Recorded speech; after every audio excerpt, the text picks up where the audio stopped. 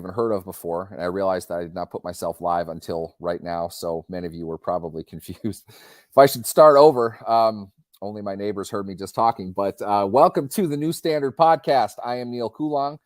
I am going to be your solo host today. Lance Williams is out on assignment, and Lance, of course, is the one who figures out the technical things like putting the person live in camera so they don't just talk to themselves for 3 minutes like I just did. We're off to a roaring start here. Hopefully Lance is watching. He hasn't made fun of me yet. So again, yes, my name is Neil Coulong. You are listening to the New Standard Podcast. You might be watching the New Standard Podcast live. We do this Wednesdays, 10:15 a.m. Eastern Time, 7:15 a.m. Pacific. Please feel free to tune in next week. This is going to be a Super Bowl preview of sorts. We're going to go over Steelers stuff. We're going to talk a little bit about the Steelers situation as far as their linebacking group, both coaching and players. We're going to talk about a potential senior assistant title that they may or may not choose to use on somebody that Steelers fans will be familiar with. We're going to talk about the Super Bowl itself, and we might even throw in little bits and pieces of how far the Steelers are away from playing in that game next year. My name, Neil Coulong. You are listening to the New Standard Podcast. Let's dig into it. News and notes. I think the biggest thing here is the Minnesota Vikings hiring of now former senior defensive assistant / linebackers coach Brian Flores from the Steelers. Big promotion for him, and good on him for doing it. He's a man who absolutely deserved it.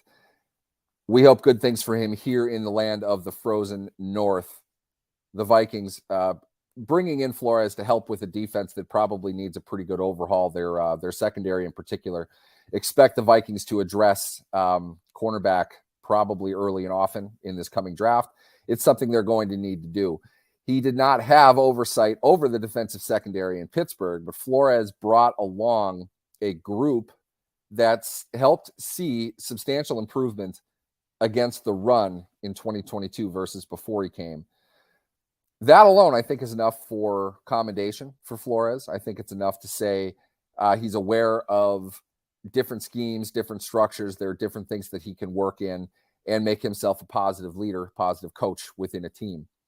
What does that do for the Steelers, though? Because the Steelers, within their inside linebacking group in particular, have an interesting situation. Not only have they lost their coach, they are probably losing one of, I think it's fair to say, the more controversial players the Steelers have seen in the last couple of years. That, of course, is former first-round draft pick, the highest Steeler selected in the first round in a very long time, I think probably back since Ben.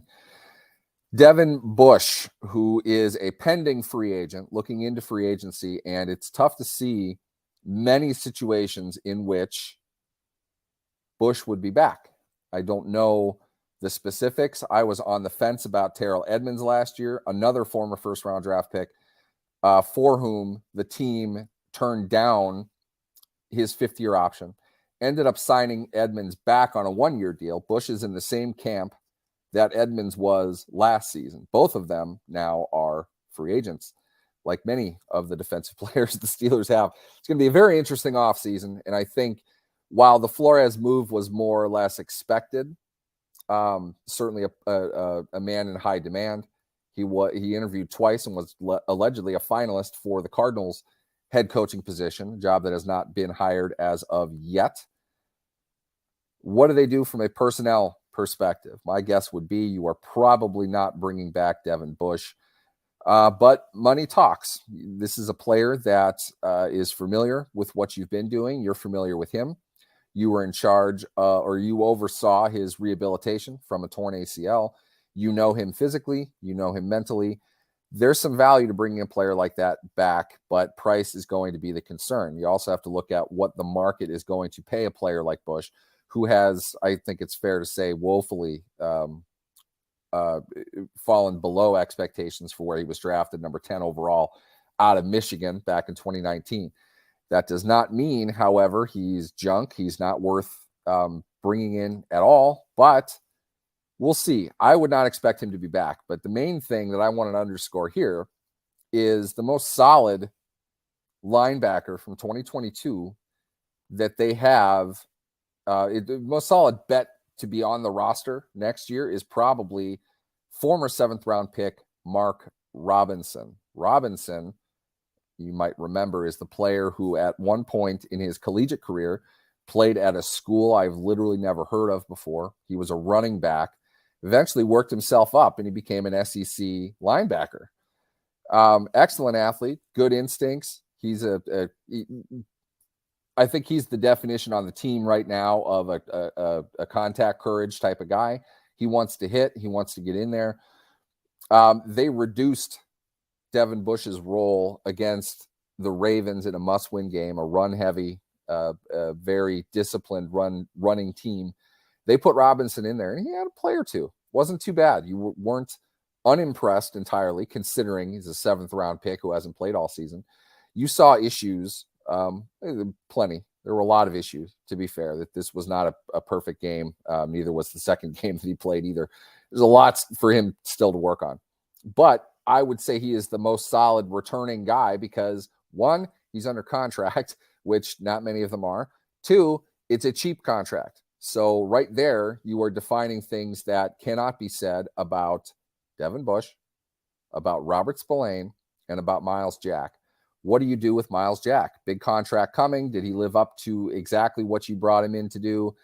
I'm not sure. I think Jack was okay. He did the things they asked him to do. He was a tackling machine. He made up a lot of ground that they didn't have last season. Not the best comparison, but if take the dollars out of it. You compare Miles Jack to Joe Schobert from the year before. They made a tremendous improvement at that position. Do you bring him back again on a raise? I don't know. I think that's up in the air. I think I'm not sure what they'll do with that, but I think the inside linebacker position is going to be one they're going to have to address in this draft. If not for, they'll need to bring in a veteran. I would imagine they would want to do that, but one to play a bunch of snaps. It would be the 3rd year in a row that they will have done that. That's not typical for the Steelers organization that has really been searching for some type of solidity among the Steelers inside linebacking position since the injury of Ryan Shazier. Switch gears a little bit. What the departure of the senior defensive assistant, which is kind of a new title in the NFL, I think they give to somebody who's not going to be the coordinator immediately, but it's somebody that they want to have on staff, i.e. Brian Flores. Before that, you might recall the Steelers have used this title before, and it's up in the air that they might use it again. They could, at least. You think of it in dollars and cents, that if we can assume, rightly so, that the senior defensive assistant is paid more than a position coach is, perhaps is, around the level of a coordinator, just to keep the guy interested. That money is available. Do they want to use it again? I don't know. They haven't used it very much. We've currently seen the Steelers defensive coordinator play on that title. It was a thought that maybe Brian Flores was brought along with that title because there might have been a change there at some point. But if we were to ask anybody which coordinator in Pittsburgh is more on the hot seat, offense or defense, I don't think anybody is going to say defense. Clearly, it's our buddy Matt Canada. Matt Canada, as you might recall, was given something of a vote of confidence, as in he's going to return for this season, but his contract is up after this season. The Steelers have hired multiple offensive coordinators lately, internally, from typically their quarterback position coach. Here's a thought. Byron Leftwich probably didn't have the best season in Tampa Bay, but he certainly did the year before that. A bright, up-and-coming offensive mind. He's worked with high-level coaches. He's worked with high-level players. If he's somebody that you kind of want to think to be your offensive coordinator and you're the Steelers, it makes a lot of sense to kind of run him in the same progression that you have with the last two. Now, I'm not saying the best idea here is to do that. I'm just going by precedent. Ray Fickner did this. and before and obviously Canada did it as well. If you're looking to do that, why not bring Leftwich along as a, quote, senior offensive assistant, whether that's quarterbacks, whether they can call it whatever they want. There are no rules to this. You have him in line for when Canada's contract is up. You don't have to really pay as much as you would have if you fired Canada and replaced him with Leftwich. And you give him a year to get used to Kenny Pickett, to get used to the offense.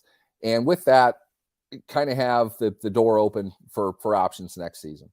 Will the Steelers do that?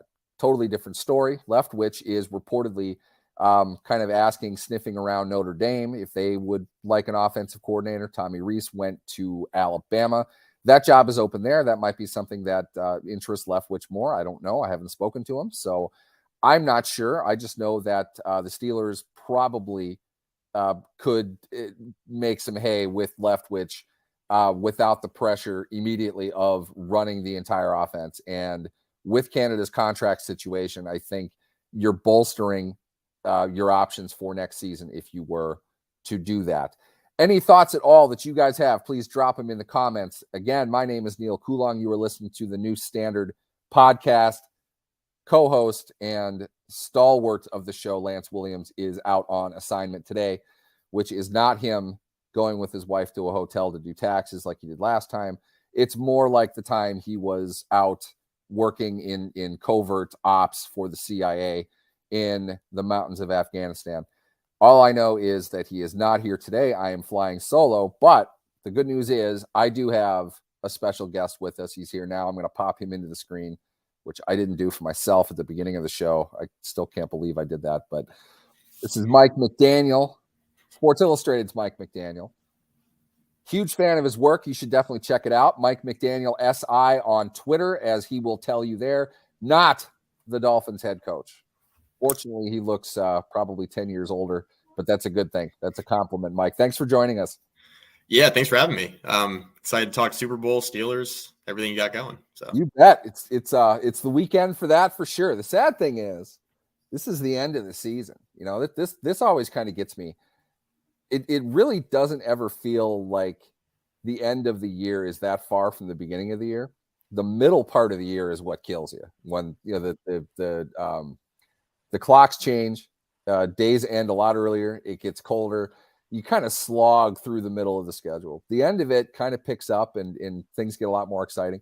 It's kind of like the Steelers, except now living in Minnesota, my reward is probably another 5 weeks of bitterly cold weather. But Mike, I'll tell you what, it's going to be like 43 degrees here. Do you have any idea how nice that is in February? It feels like 70, I'm sure. I live in Virginia. It's going to be 65 here today. So yeah, I'm not hearing you at all. I don't know, 65. I'd be out grilling right now. Are you going to grill today? That's what you should do. I'll find something to do. Maybe go hit some. I'm a golfer, so maybe go hit some balls at the driving range or something. There you go. See, I bet you see grass. See grass. I'm looking at 30 inches of snow in my front yard. Yeah, it's fantastic. But Mike, I wanted to pick your brain a little bit here. I know that you are probably not, should be, but probably not exclusively covering the 6-time Super Bowl champion Pittsburgh Steelers. But from an eagle eye perspective, why don't you tell us a little bit about Kenny Pickett? What did you see from him this year from an objective standpoint? What did you like? What did you not like? Whatever insight you might have. Yeah, so a couple of things. I went to Virginia Tech. I'm a graduate of Virginia Tech. I watched a lot of Kenny Pickett in college when he was at Pitt. Kenny Pickett was a guy who, for the majority of his college career, was really just known for the upset against Miami when he was a freshman. Because other than that, he was kind of a mediocre quarterback until he came back for his 5th year at Pittsburgh. He just kind of blossomed into this quarterback that I think everybody was kind of expecting him to be the entire time he was in college, right? He was a bit of a late bloomer. He was a highly touted recruit out of New Jersey. So when he came to Pittsburgh, I think people were expecting more out of him for the majority of his career. But then, of course, he's a Heisman finalist his last year, obviously led Pittsburgh to an ACC title. And then all of a sudden, he's on everybody's draft board, right? a guy that I think a lot of people expected to do big things, now kind of blossoming into this guy who, people could envision as a quarterback at the next level. So then he comes to the Steelers and, doesn't win the job out of camp, which I don't think was a huge surprise, but it didn't take too long for Mike Tomlin to insert him into the starting lineup, right? And I thought, kind of given the circumstances and how he, kind of was just thrown in there, I thought he played pretty well. A lot of potential there with Pickett. I mean, there's clearly untapped potential. He's clearly a late developer. I think that, Steelers fans are likely pretty happy with what they saw overall. I'm not sure what their expectation level was, if they hadn't followed Pickett all throughout his collegiate career, in that he was just kind of this mediocre quarterback, then became pretty good pretty quickly. And I think that, coming into the professional level, I know my expectation was that it might take a little bit of time, but I think the potential is there, and you can't give up on this guy too quickly because we saw what he was able to do in college. But I think, the way that he played this year, the way that he looked in Canada's offense, I think Steelers fans should be pretty optimistic with what they saw overall, especially when you consider kind of, the state of the running game at times and, how the offensive line looked at times. I thought they protected him okay, but then there were other games where he was getting killed. I just think that there's definitely some potential there with Pickett. And I think Steelers fans need to be patient because I do think this guy could develop into a pretty good quarterback, pretty high-level quarterback. Yeah, I think that's fair. I think the way that I saw Pickett as well, and we saw this play out during the season, he got better as the season went on. And what was even better about that is then we saw him get better as games progressed. And I think that is the mark of a great quarterback. The more information that he kind of gathers from the game, the more he's using that later in the game and the better he gets. He could start a little better, I think. you were worried a few of those games, but he had his best stuff at the end, and yep. You have to like that. To shift gears on that slightly, because I can't say the same thing about embattled backup Mitch Trubisky, the guy who started the first 5 games of the season, to be replaced at halftime of game 5. He's a free agent. He's scheduled to make $8 million this season. My contention is this, and I'd like to get your thoughts on it as well. Pickett had 2 concussions in about a 7-week period of time. He missed game action. Trubisky played reasonably well coming off the bench. That was in wake of Mason Rudolph having been demoted behind these 2 players, despite being the guy who was there before. You have Pickett fairly entrenched as the starter, but then you've got free agent Rudolph, who's been with you the longest. You've got second year now, Mitch Trubisky, who seems to suggest he's kind of bitter about how this all went down. Apparently he thought he played pretty well, or at the very least he was following the orders that the coaches gave him. And I don't know if that's exactly what a quarterback should do either.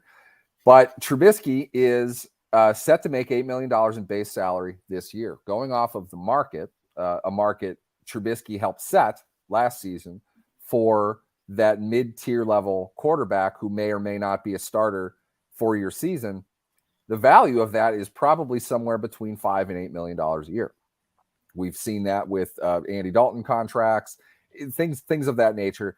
Trubisky is going to be one of those types. So the thought that I have is Trubisky is a valuable backup for the Steelers in that they know him. He knows the team. He knows the personnel.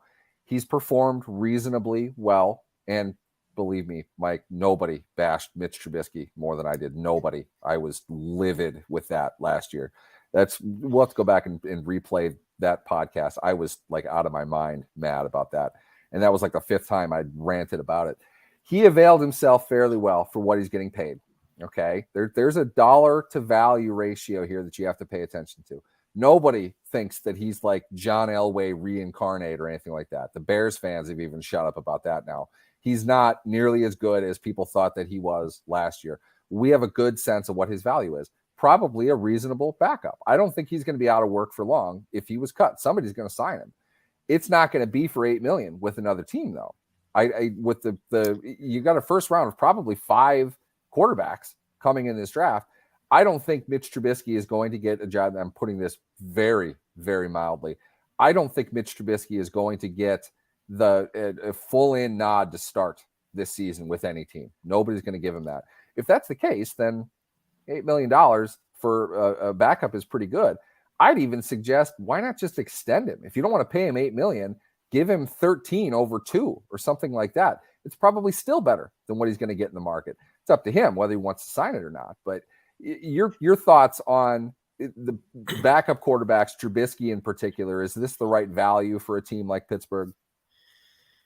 Well, I think it is, considering how he's played when he's been in there, right? I think your point about Trubisky and his comfortability in the offense, I think, is well taken. I think that's the reason why you'd be comfortable paying him that kind of money as a backup, right? Trubisky is another guy, again, another ACC quarterback that I watched in college that, I didn't really understand why he was rated the way that he was coming out of school. I didn't get it. I didn't see anything from him that was like, I definitely want to draft this guy. I was like, no, no thanks. No, and the numbers back this up too. He wasn't even really as good as the prior starter, Marquise Williams, who didn't really have an NFL career. So the way that he was kind of talked about coming out of school really didn't make a whole lot of sense to me. So, I mean, I think the reason why Trubisky is viewed the way that he is because of where he was drafted. I think if he was taken as like a second or a third round pick, I think people would look at his career and say, you know what, he's been a fine player, because he has been a fine player, right? He just hasn't been a top 5 pick good, right, type of quarterback. So I think for the Steelers, I think it's right in the range. I think you pay him around $7 or $8 million and have him be the backup on the roster. Is he going to be happy with that? I'm not sure. I think he views himself probably as a starter in the league. Whether or not that's true, I mean, I think you and I both kind of reside in the same spot. I think he's a fine, serviceable backup. I think he could start some places, to kind of be the guy to kind of hold the position over until another young guy takes it over. So he could find himself in another situation that he was just in with the Steelers, where he makes a little bit of money, plays for like half a season, and then kind of moves aside for the first round pick, right, for the next quarterback in line. I think that's the type of career Trubisky's going to have. He's going to make plenty of money. He's going to be a guy who's going to be relied upon. He could play probably well into his 30s because of that, right? And I think that's a fine place to be in the NFL. Trubisky, I thought, played well for the Steelers when he was in, but as soon as they took Kenny Pickett last year in the first round, you knew that eventually it was going to be his team. So even with what they paid Trubisky in the offseason. So I was not surprised that Pickett took over. I think the reason why you keep Trubisky on the roster is for the reason you said, because, Pickett suffered 2 concussions within about a 6 or 7 week span. The one thing I will say about Kenny Pickett is that, those 2 concussions aside, like over the course of his collegiate career, he was a pretty healthy quarterback, didn't really miss a whole lot of time. He did run a lot, though, and he didn't take the hits in college that he's starting to take in the NFL. So I think he's got to be a bit smarter with how he runs the football. I think that's something he needs to improve upon. Guys in college don't necessarily hit the way guys in the pros do, right? Yeah, outside the pocket, you can get away with some stuff in college. You can't get away with the professional level. I think Pickett, unfortunately, found that out the hard way. So Pickett, by and large, has been pretty healthy over the course of his career. I think if he avoids some of those hits from the running game, going into year 2, I think he'll be able to stay on the field for longer periods of time. He's not injury prone, I guess is what I'm getting at. So, if you want to save some money, and kind of let Trubisky go, and you want to save some money and pay Mason Rudolph because he's been there a while too, I think that's a fine course of action as well, because of Pickett's lack of real injury history outside of these 2 concussions. But it depends on how the front office kind of views this, right? Moving forward, is Pickett going to be healthy enough to stay on the field? If they view it as, we don't think he's going to get hurt too often, maybe you save a little bit of money, right? And let Trubisky go. If you feel like, Pickett's going to be a little bit more of an injury liability because of his running style and the things that he does outside the pocket, then maybe you keep Trubisky on, because Trubisky does certainly have more upside, in my opinion, than Mason Rudolph. But I just think that's an area where you could potentially save some money. So I can see both sides of it. I get the money piece of it. I just think to some degree, we're talking about deck chairs on the Titanic here. I mean, it's a couple $1 million. Everything we've heard, and we haven't heard it directly, which is in a weird way how it's true, but everything we've heard is that Mason Rudolph is pissed. He wants nothing to do with the Steelers moving forward. And to be honest with you, I'm fine with that. I get that. I would get that. you just think that, it's time to explore another opportunity. I think both sides can see that. I think that's what the Steelers said. What they gave Rudolph an extension, so they kind of gave him the driver's seat to take the job when Ben Roethlisberger retired. He had a start for the Steelers, which is something that Kenny Pickett did not have. Obviously, Trubisky didn't have it. And back then, R.I.P., Dwayne Haskins was on the team as well. He thought it would. We talked about this on the show quite a bit. We thought he was going to be the main competition. He would have been the front runner, considering the experience that he had, the arm talent that he had. He could have been the guy. That didn't work out that way. They had signed Trubisky anyway. It was obvious that their plan was to have, a free-for-all for the quarterback position leading into last season. It ended up where it ended up. None of it's a surprise. Rudolph's had enough. He wants out. Fine. I would bet largely on Rudolph getting a job somewhere else as well. Yep. The main thing people need to realize when it comes to a backup quarterback, they're not signing them for the sake of, well, if our guy goes down, he can come in. The real value of a backup quarterback is preparing the starter to play 17 games. It's if he has to play, that sucks, because you don't want your starter to not have to play. You want to have one guy and go with that. Your backup is there to help. They're an assistant coach in a way. When you have started games in the league, you're somebody of value. You know how many times Blake Bortles got looks after he left Jacksonville? Yep. A lot. Yep. And that's not because they felt they could, turn him into the player that they hoped he could be when he was drafted 4 overall or whatever that was. It's because he started games. He has experience. He knows what to look for. It's another voice. And then, yes, if for insurance, if the unthinkable happens. Rudolph and Trubisky are not great talents. They're not great players, but they are experienced quarterbacks, and they will be in the league for probably at least another 2 seasons, in my opinion. I think this is a good question. Oddly enough, I said last year Brissett was going to be the guy the Steelers went after, not Trubisky.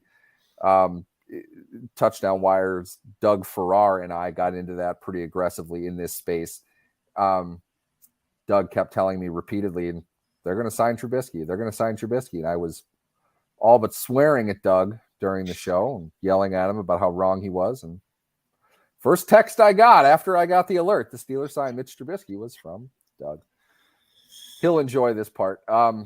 Josh Dobbs, I think Dobbs earned himself at least one other season in the NFL, and you're happy for him. Did a great job in Tennessee for what they asked him to do. He is limited physically. I think Tennessee, though, has ample reason to want to keep Dobbs on their team, and as of now, they control him. Are you familiar with Dobbs and Brissett? What do you think of them?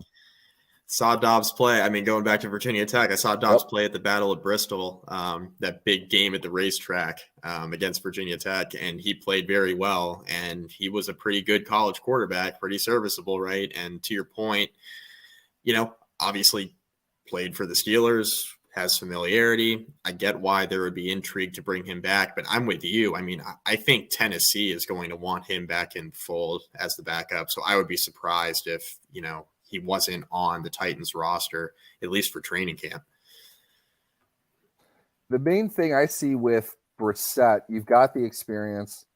He is going to follow a very similar career arc, I think, to Trubisky. So in a way, this is a fair question. I would dispute flatly the idea that they are, quote, much cheaper. One, because I don't think $6 million is all that much less than $8 million. It means a hell of a lot to Brissett, but as far as the team goes, no, not really. Deck chairs in the Titanic.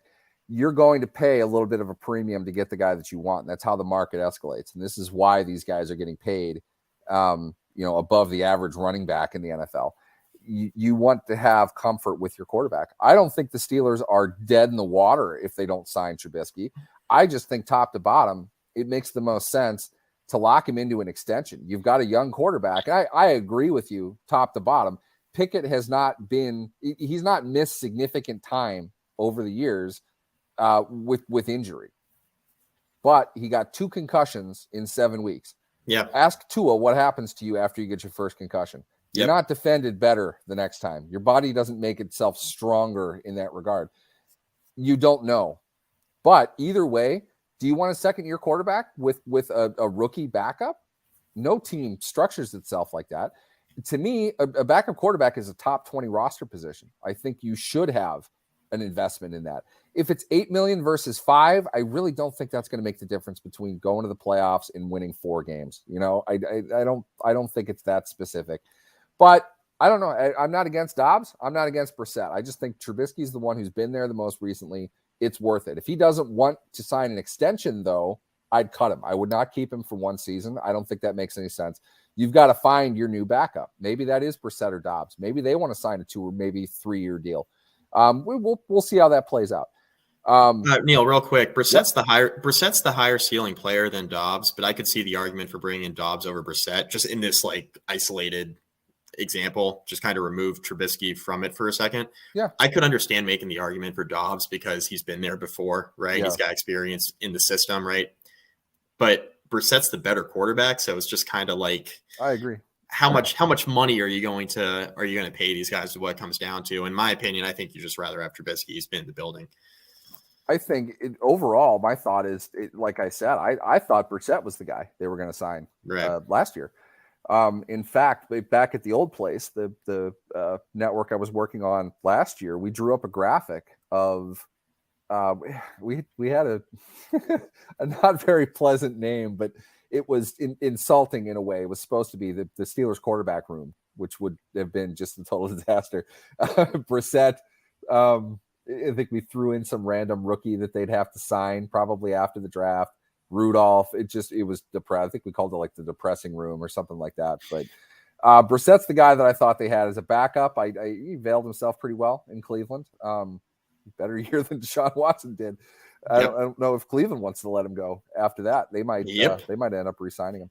Let's switch gears, though. I want to get into the Super Bowl here a little bit. That game is going on this weekend, in case people have not heard. It is the Kansas City Chiefs versus the Philadelphia Eagles. These are 2 teams, Mike. I'm not sure if you're aware of this, but 2 teams that over the course of the last 2 seasons have combined kicked the hell out of the Steelers 3 times. Once this season by Philadelphia. I don't remember the score. If somebody can help me out, that would be great. I believe I stopped watching at about 89-6 or something like that. It wasn't worth it anymore. I like this matchup. I think this is good for the NFL. I think these are 2 teams that have earned it throughout the season. Very different ways, but they're teams that constructed themselves through a multitude of ways. They're not just one thing. They're not one-trick ponies. They have star players all over their rosters. They have guys outperforming rookie contracts. They have veterans playing very well that were brought in via free agency. It's a fun matchup to this. I don't want to dive immediately into the picks, but what do you think of the matchup between these 2 teams?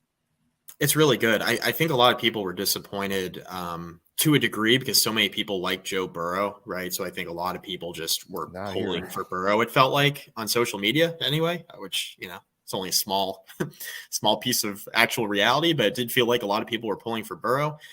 The one thing I will say is, like, these were the 2, if you watch the NFL this year, and all these listeners did, these were the 2 best teams for most of the year, right? And I mean, the Bills were good, and, you can make the argument that, the Eagles were sliding in and out, but they were probably the best team in football, like not just the NFC, in football for most of the year, right? This is a great matchup for the NFL. I agree with you, Neil. And I think if you're just like a run-in-the-mill football fan who, has your favorite team you root for, but really just likes watching good football, I mean, I think this is definitely the Super Bowl for you. These are 2 really evenly matched teams. There's going to be a couple key matchups, in my opinion, that's going to decide the game one way or another. 2 quarterbacks that were playing at an MVP level this year, right? So an excellent quarterback matchup, speed all over the field. The Eagles front 7's really good. The Chiefs defense, I know it's, if we're looking at this game and you're trying to look for like, what's the weakness in this game? I mean, the Chiefs defense is probably the one unit you look at and you're like, okay, that's probably a weakness, but they've played well in the playoffs. So these are 2 really good teams. It's a good coaching matchup, right? With seeing what Sirianni's done, and we know what Andy Reid is, an excellent coach. So this is a great matchup, I think, for football fans. I think it's really, really good for the NFL, despite what, maybe some people thought of it coming out of championship weekend. I think more than anything, this is what Steelers fans are looking at this game as. This is Javon Hargrave versus Juju Smith-Schuster, two departed former Steelers players that drew ample amount of fan praise, one reason or another, no longer on the Steelers. One of them will have a ring. It's not as brutal, I think, as Antonio Brown versus, it was Emmanuel Sanders, who was the other Steeler a couple of years ago. One of them was going to get, or it was Bell. It was Le'Veon Bell. Yeah. Bell on the Chiefs and Brown on the Bucks. Yeah. This one's a little bit more likable. So if anything, this is kind of the converse of that among Steelers fans. But for me, for pure football, I really wish San Francisco had a better shot. For me, the Super Bowl in my mind was Philadelphia versus San Francisco. Yeah. I would have loved to watch that game played straight up. Look, nothing the Eagles can do about it. I'm not complaining. Things happen that way. Unfortunately, it would have been a lot of fun. But Philadelphia is a great team. I've loved watching them play. I'm going to ask you off the cuff question. I'll do the promo break here in a second. Yep. Go back to August. Who did you pick to win the Super Bowl? Be honest. Or who was playing in the Super Bowl and who won that game? Your prediction in August. I mean, my prediction was probably going to be Chiefs over Cowboys, if you can believe it. Because I did think that Dak would be a lot better. I did like Dallas's roster a lot. All jokes and memes aside, like I did think this was one of the better rosters that Dallas had in a long time. Just kind of fell flat on its face because of how the offense underperformed, in my opinion. Well, and I was waffling between Chiefs and Bills. That far. Yeah, and I was waffling between Chiefs and Bills. But Chiefs ultimately was my pick. I have a hard time betting against Mahomes. It's tough. You would not have been largely successful unless Mahomes has kind of become the anti-ATS hero to this point. You're going to win a lot betting against him not to cover, just because people still want that team to be this big play explosion based. They're just not that. And nothing they've done this season suggests they're even trying to be that. Right. They got rid of Tyreek Hill. They wanted to reinvent how they played football, and they obviously have been successful to some degree. So I will admit this to everybody here, just because this is my church. I'm at the pulpit. I got nothing but honesty for everybody. I picked the Philadelphia Eagles, got it in writing, to beat the Baltimore Ravens in the Super Bowl. That did not go very well for Lamar me. Getting hurt. Why I thought Lamar was going to play the whole season. Whatever's going to happen with that, and buckle up. That's going to be a lot of fun. I don't know what direction that's going to go, except he's going to get tagged, but that doesn't mean he's going to end up playing for the Ravens this season. Other Super Bowl picks, drop them in the comments. Let's hear them. This is the New Standard Podcast. I am Neil Coulong. I'm being joined by Mike McDaniel of Sports Illustrated. We are talking Super Bowl. We are talking Steelers. We are talking one of the best weekends of the year, whether your team is involved or not. You've probably gotten over the bitterness by now, unless you are, of course, San Francisco or Cincinnati. You're over it. You're watching football. It's going to be a fantastic weekend. We're glad to be here. Lance Williams, of course, is off on assignment once again. We're going to get into picks here, though, Mike, and I'm going to put you on the spot, and I will probably mention this in our Slack channel. I'll go first, though. Okay. I'm taking the Eagles to win this game. I think it will be competitive, but it will feel like Philadelphia kind of controlled it throughout. I think they just have too many dudes. They've got too much depth. They can go deep in packages on both offense and defense. Kansas City is a very good team, a very well-coached team. They just don't have enough to make the one or two more big plays that I think Philadelphia is going to be able to, offense and defense. I've got the Eagles winning this 31-27. What say you?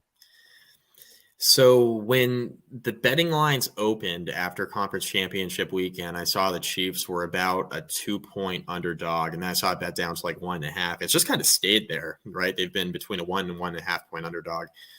I was thinking, man, that's pretty good value. But then you think a little bit more about it. The Eagles' front seven and the way they've performed all year and all throughout the playoffs, you can say what you want about who they've faced and kind of how things have kind of fallen their way, how the chips have fallen in the playoffs.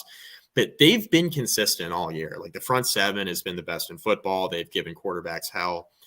I think what really is going to decide this football game, Neil, there are a couple things, right? Number one, can they keep Mahomes inside the pocket, right? I think if the Eagles keep Mahomes inside the pocket, I don't think Kansas City has enough playmakers. It sounds ridiculous to say this, but I don't think Kansas City has enough playmakers to give Mahomes the time he needs, right? And I agree. Make the plays down the field. And it sounds crazy what Travis Kelce's done, and not having Mecole Hardman in this game is gigantic, in my opinion. I think if he plays, maybe, you have that guy, you have that playmaker. A lot of onus is going to be on Juju Smith-Schuster to make some plays, right? As step into a much bigger role. I mean, if that's what you've got going up against Philadelphia, with Philadelphia's offense waiting in the wings, you need to possess the ball. You need to make big plays down the field. Juju wasn't signed to do that. Come on, And it's I'm not blaming anybody or trying to make fun of him. Hardman's injury is going to kill him. It's going to kill him. You'll see that in the second half. They're just not going to be able to do much, and Philadelphia will pull away. It's huge. Yeah, it's a huge injury. So my initial thought was like, oh, I love the Chiefs. And then you take a step back, you're like, all right, Hurts has been great all year, right? He's been awesome. But like in the quarterback matchup, do you want Mahomes or do you want Hurts? And the answer is I want Mahomes. And then you look at it from a coaching standpoint. Do you want Reed? Do you want Sirianni? My answer is I want Andy Reid. But even taking that aside, it's just like looking at the personnel like in totality and who the Chiefs are missing with Hardman and the way the Eagles front seven has performed. I'm going to have a hard time betting against the Eagles now. I haven't officially put a bet in. I'm probably going to be betting the Eagles now in this game. I have flipped my pick in the span of a week, just kind of stepping back, thinking a little bit more about it, thinking about the greatness of Patrick Mahomes, and then realizing that Jalen Hurts has been every bit as good this year, and kind of what they've done offensively and how well-rounded they are. I tend to agree with you. I do think that it's going to be a close game, but I do feel like the Eagles are going to be able to control things. I just think they have more ways to score. I think their defense is more well-rounded. I do think this is the game where the Chiefs defense does finally get exposed a little bit, which it's been tough this postseason. They've played pretty well, but I think this is the game where they finally get exposed. So it's just a player or two. I don't think it's going to be a massive. The Eagles aren't going to gain 500 yards. I don't think. No, I don't think so. They're just going to get a big play or two that's going to separate them. They're going to be able to hang on to the ball a little bit longer. I will say this: my favorite bet leading into the Super Bowl, MVP Javon Hargrave plus 25,000. If you're a betting type, I have no reason to think you should go for that. But I just one big play. You mentioned one big exactly. play. Hey, I was listening to the Extra Points podcast with Dave Damashek this morning at the gym, and they were going over Super Bowl MVPs and how kind of weird it's been and how exactly that's been voted on. But the defensive players who have won have usually been in one-sided games in which that one defensive player made like two plays. So, hey, you never know. It's crazy. I hope it's the case just for fun.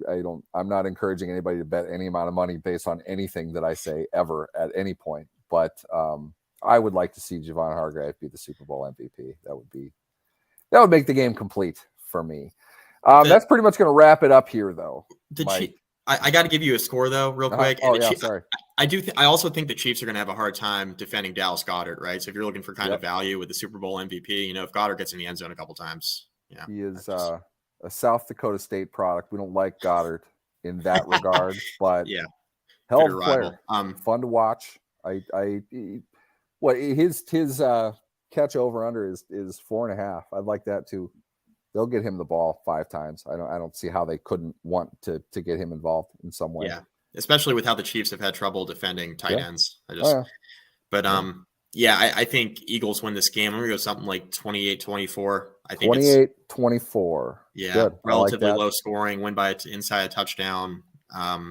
Might be maybe like a backdoor. You never know. It could be like a backdoor cover situation with somebody scores late. Who knows? But I do think it's going to be within 4 or 5 points. I agree. I don't see either team blowing the other one out. I think they're both good enough where a team can control the game and control the tempo of the game, where it feels like they might have won by a lot, or kind of like what you pointed out, maybe a late touchdown from Kansas City. I think Philadelphia is just too much for 4 quarters. They're a really tough 4-quarter team to beat. So I picked the Eagles. Special guest Mike McDaniel, Sports Illustrated, picked the Eagles. Lance, of course, the butt that he is going to be, oh, he just chimes in at the same time too. He is going to be the contrarian and pick the Chiefs 31-28. Some more Magic Mahomes coming out. I don't blame him for thinking that. Mahomes is the better passer of the two. It's going to be hard if he's hot to keep him under 400 yards, and a team throwing for 400 yards in an even game is usually the team that's going to win. So I'm not against that. I have my reasons for Philadelphia. I'm really not sure. I think that's probably the similar sentiment for a lot of people, which is why the line is Philadelphia 1.5. Minus 1.5. Yep. They can't keep him inside. If they can't keep Mahomes inside the pocket, I mean, all bets are off. I mean, you can flip a coin, really. I mean, a couple of matchups are going to decide this entire thing. And I can see it going either direction. And that's great football, in my opinion. Plus, Mahomes probably went to like Germany in the time off here and got stem cell therapy on his high ankle sprain. He'll come back twice as fast as he was, and we'll see what happens then. But thanks for joining me, Mike. I appreciate it. Absolutely. Thanks for having me. That was Mike McDaniel of Sports Illustrated joining me, Neil Coulong, here on a special edition of the New Standard Podcast. Special in the sense that Lance Williams is not on assignment. I think this was the longest show that I've done without Lance, so I feel like dizzy. I'm in weird territory, so we're just going to end it now. Next week, Wednesday, Super Bowl recap. We're going to start highlighting all of the Steelers' positions, all of their pending free agents, everything that you love about the NFL business season. The New Standard, 10:15 a.m. Eastern Wednesday, 7:15 Pacific. Please join in. Thanks for listening. You all have a good day.